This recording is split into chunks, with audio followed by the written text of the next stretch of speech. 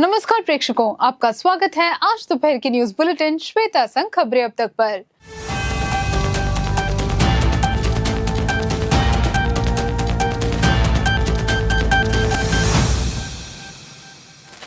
मंत्री सुरेश गोपी का दावा कि भारत ने ऑपरेशन सिंदूर के जरिए आतंकवाद को हराया।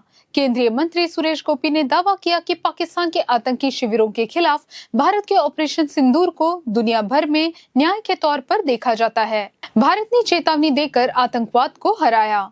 गोपी ने दावा किया कि त्रिशूल पूरब ने आसमान में सिंदूर छिड़का और भारत के स्वाभिमान की रक्षा की। जवाबी हमले का उद्देश्य भारतीय सैनिकों की हत्या को हमेशा के लिए रोकना था। उन्होंने दावा किया कि मंत्रियों को दिल्ली से स्पष्ट निर्देश मिलेंगे।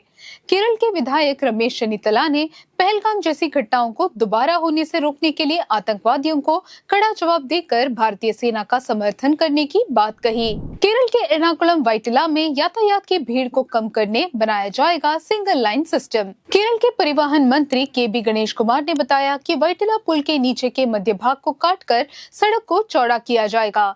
सड़क सुरक्षा आयुक्त को सहमति लेनी होगी, जिसके बाद आगे की प्रक्रिया पूरी की जाएगी। वाइटिला के यातायात की भीड़ को कम करने के लिए त्रिपुनितरा से वाइटिला, कडवंद्रा से वाइटिला और तैकूर से वाइटिला तक सिंगल लेन सिस्टम बनाया जाएगा। पालारिवट्टम और एडपल्ली को फ्री लिफ्ट देकर यातायात व्यवस्था में सुधार किया जाएगा। साथ ही डिवाइडर भी लगाए जाएंगे। भारी वाहनों को वाइटिला हब पर फ्री लिफ्ट दिया जाएगा और वे त्रिपुनितरा से होकर गुजरेंगे। जम्मू कश्मीर के गुलमर्ग में मलयाली युवक मृत पाया गया। मोहम्मद शनीफ 13 अप्रैल को घर से निकला था। वह केरल के कांजरापुरा पालक्काड के अब्दुल समाद और हसीना का बेटा था। शनीफ जम्मू कश्मीर के गुलमर्ग के वन क्षेत्र में मृत पाया गया।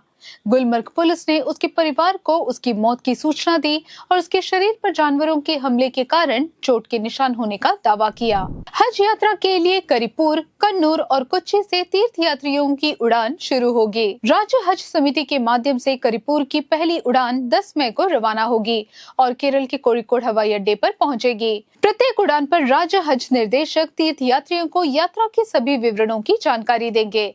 करीपुर की अंतिम उड़ान 22 मई को होगी। 31 उड़ानों में 5361 तीर्थयात्री करीपुर हवाई अड्डे से रवाना होंगे। कन्नूर की पहली उड़ान 11 मई को राज्य हज समिति से कन्नूर एम्बार्केशन के माध्यम से रवाना होगी। केरल, कर्नाटक और माहे सहित कुल 4929 हज यात्री कन्नूर से रवाना होंगे। कोच्चि एम्बार्केशन से हज यात्रा 16 मई को शुरू होगी। पहलगाम आतंकी हमला, झटके का 15वां दिन, भारत ने ऑपरेशन सिंदूर शुरू किया। संयुक्त ऑपरेशन सिंदूर में पाकिस्तान में 9 आतंकी शिविर नष्ट कर दिए गए, 17 आतंकवादी मारे गए और 80 घायल हो गए। जैश प्रमुख मौलाना मसूद अजहर के ठिकाने पर हमला किया गया। महमूदा में मुरिद के लश्कर और हिजबुल मुजाहिदीन के शिविर नष्ट कर दिए गए।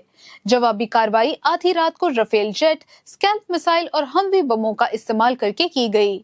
संयुक्त राष्ट्र और अमेरिका ने भारत और पाकिस्तान से संयम बरतने का आग्रह किया। 140 करोड़ भारतीय आतंकवाद के खिलाफ सेना की लड़ाई का समर्थन करते हैं। कांग्रेस नेताओं ने भी केंद्र सरकार के ऑपरेशन सिंदूर को पूरा समर्थन दिया।